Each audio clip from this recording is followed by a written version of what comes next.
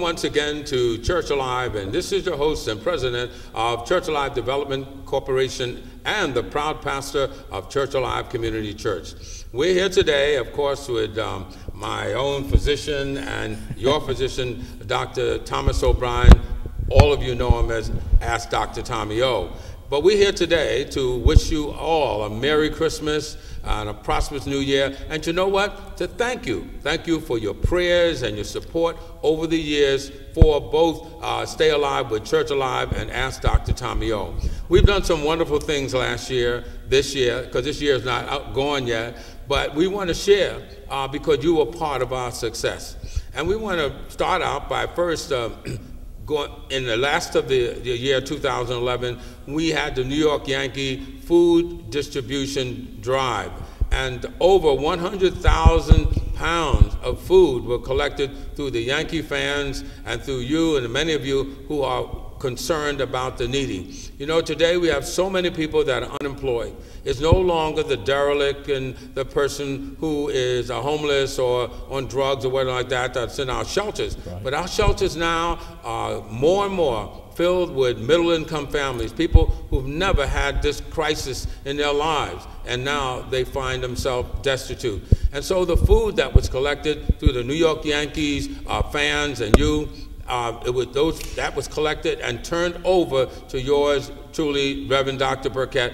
to make sure it was distributed throughout the entire Bronx. And yes, we have done just that. The food distribution started from Co-op City distributing food all the way down to 138th Street. We stretched it out over 23 different churches that were experiencing food pantry or experiencing soup kitchens, and they know how to get the needy food to the community and to the families that need it most of all. And so I want to once again commend those who participated and say to the many that didn't, time has not run out for you to participate.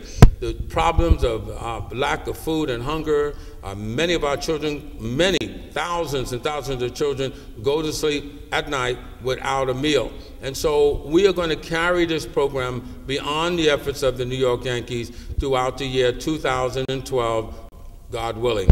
But right now, my buddy is here, physician, member, friend, Dr.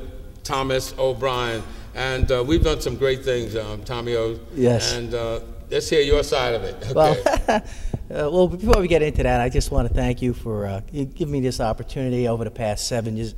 It's almost 8 years that we've been working together and really reaching out and touching many lives. You know, you've been doing this for quite a long time. You know, we're talking 3 decades, about 35 years, right? That's right, 35. Really touching. Actually, it's longer than that. It started with your parents in Harlem with their parish. But this is something that's important, and you've given me the opportunity to take something that my parents have taught me, that I started when I was 13 years old when I was teaching kids how to swim. So this is nothing new. It's just you gave me a new avenue of being able to reach and using my knowledge and background of medicine to help and touch lives and enrich community members on health related issues. And give answers to questions, because there's a lot of questions out there that go unanswered because unfortunately some of the leaders, even within my profession, which is sad, that we're just under so much pressure that just don't take enough time to, just answer simple questions. And we've been blessed. God has reached and touched us. Sure. Really given us the opportunity and blessed us with the ability to touch other people's lives, the community, with the knowledge and the accessibility, and that's most important. That's key. It being accessible, where people can call you up, and we always give this your phone number online, and ask the community to volunteer, and because we always hear, I wish this is, so many times we've heard, I wish I was part of the program. I go, stop wishing and stop dreaming and become part of the program. You have the phone number, dial it, or you come to the church and you ask for the bishop, and there's always events that we're involved with. I'm telling you, because the people's needs are ongoing. That's it. And I think about what you did recently with cyberbullying. Yes. You know, and one thing about Dr. O'Brien and I guess Reverend Burkett is that we take a holistic approach to the gospel. And we don't wait for the media to tell us that we must highlight something. Right. We step up to the level and say, this is what the people need. Cyberbullying nobody was touching it until Dr. O'Brien said, wait a minute, we got to do something. Tell us about that. Well, you made a point there about the mainstream media. A lot of times we're doing events and discussing topics that the mainstream media is years behind us. They're talking about obesity now. We spoke about obesity and correlated the how it relates to type 2 diabetes. That was 6 and 7 years ago. Well, just this past year, the media is starting to touch it. Right. I said, well, here, 6 years behind us. Being proactive, taking the initiative, and looking, really feeling the heartbeat of the community and seeing what's really going on, and then doing something about it, and questions and answers. Regarding cyberbullying, well, we were sitting back and having a conversation here on stage about, and this is what stimulated the interest. When last year, at the beginning of the school year, we had the student from Rutgers who committed suicide here on the George Washington Bridge, and we sat back and said how terrible this situation is, and how can we address that, and that's how it started, that simple. How can we address this? It was a simple statement right here on this stage, and we developed a 5-part series, and I felt that it was important to address not just cyberbullying, we defined it, but each area, how it affects the community. We brought in experts. We had an information. Yes. Well, we opened up the series with defining cyberbullying, and then we brought in a family that gave a testimony on how they were addressing it, and how still today that they're fighting this, because when you put information out on social media or on the internet, it is forever. We always say never, and don't ever say never and ever, and no. Once it's out there forever, because it becomes viral. It just spreads, all over the world. So you have to be very careful. Still today, the family is challenging information that's out there, and it's a constant battle of trying to get things deleted from other websites and so forth. After that, I brought in one of my lieutenant, and actually he just aged out, so he's retiring, and I have something very special. He doesn't know about this, so when he hears this, he'll know.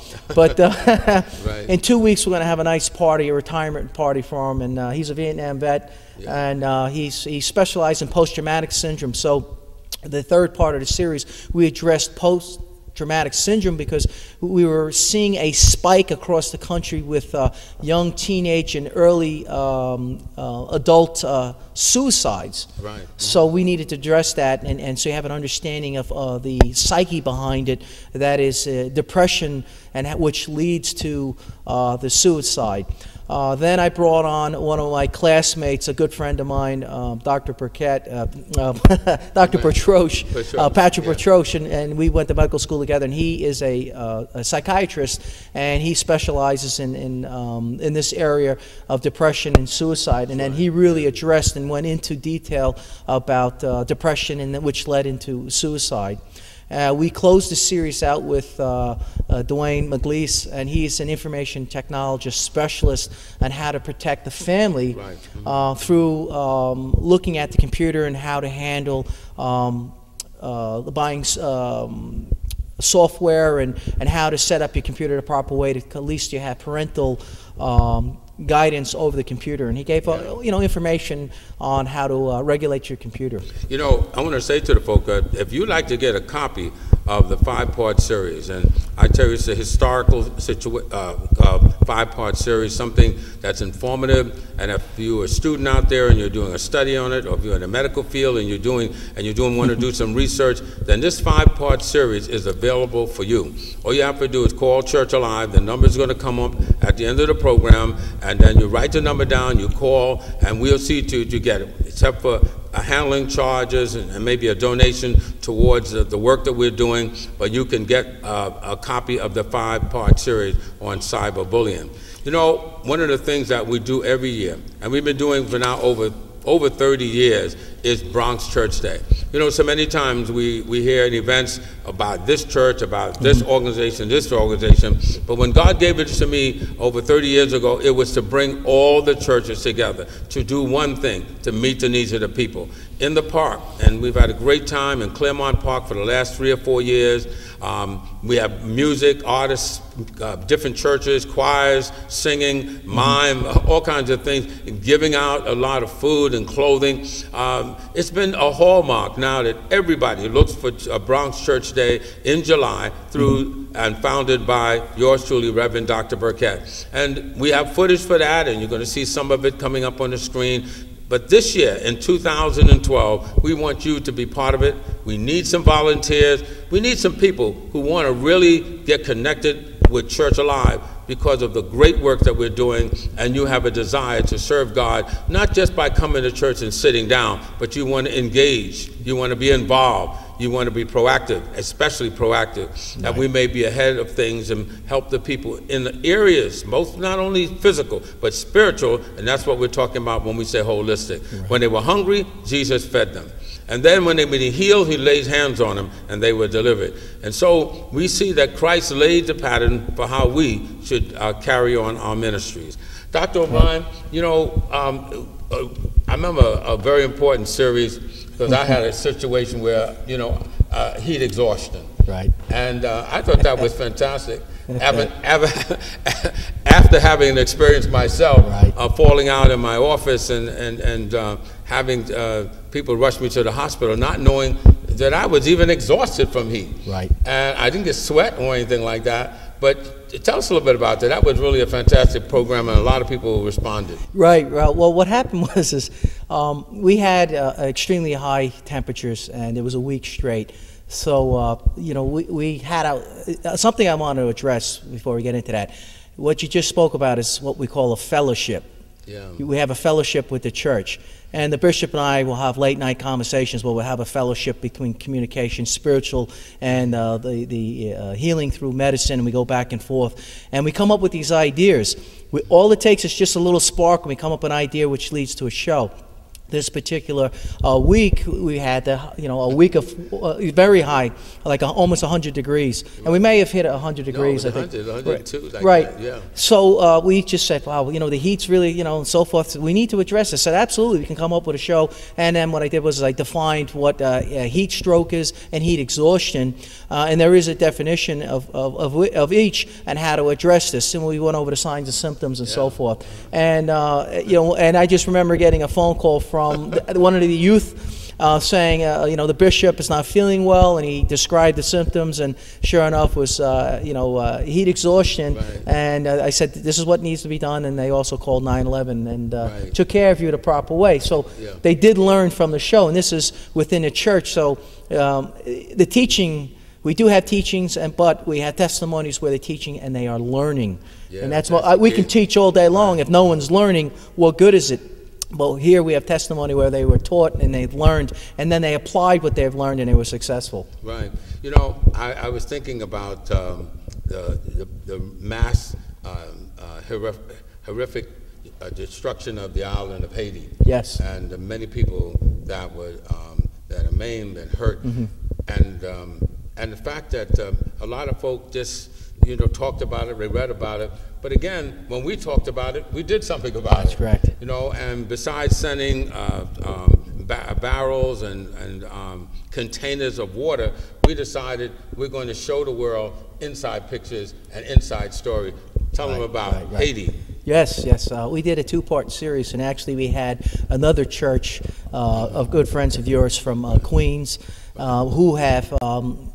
who set up a satellite parish down in Haiti, and they really stepped up to the plate, but they needed support, and they reached out to you to bring all the communities and other churches together to raise money and food. And pharmaceuticals, which you brought. Yes, absolutely. And water, the biggest thing, you know, which was overlooked in the media, water, simple water.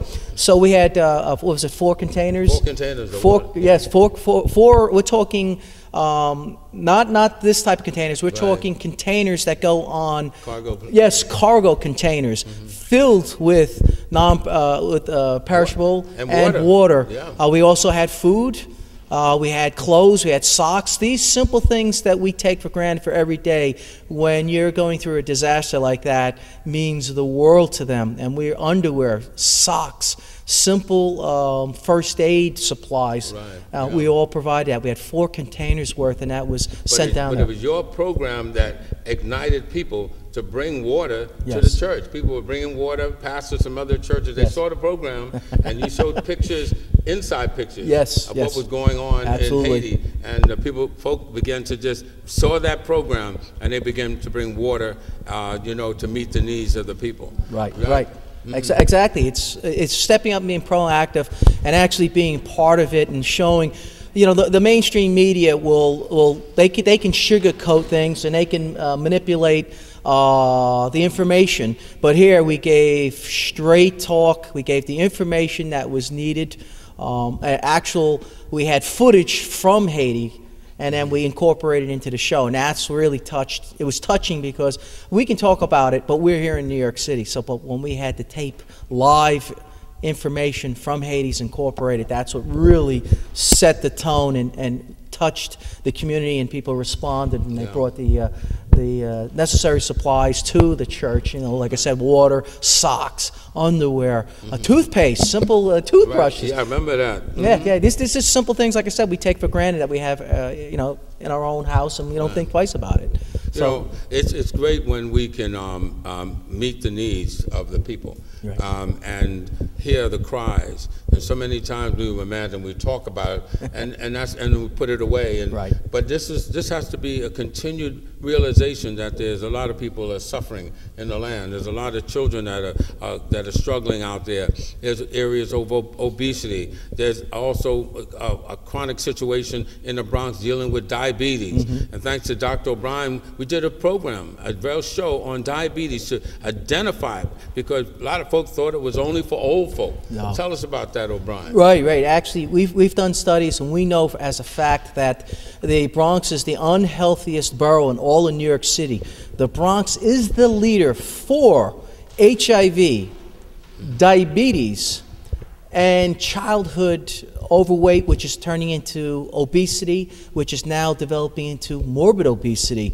So the Bronx is the leader, and what we said, the most unhealthiest borough in all of New York City. And we've addressed this and how to, which is good. It's going to segue into something else. I tell you what, we're going to take a break in 1 minute and have a few greetings to the people as we make some adjustments here in the studio. But I want to get back to diabetes, because we lead the nation, and we got to do something about it. We're going to take a cut, and we'll be right back. All right.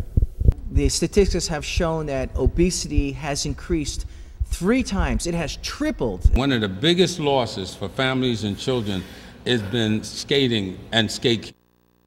Yeah. That was really a place where families came together. It was a healthy environment. It was a chance for them to work off all this extra weight. Well, the government says for the most part that it's okay for a certain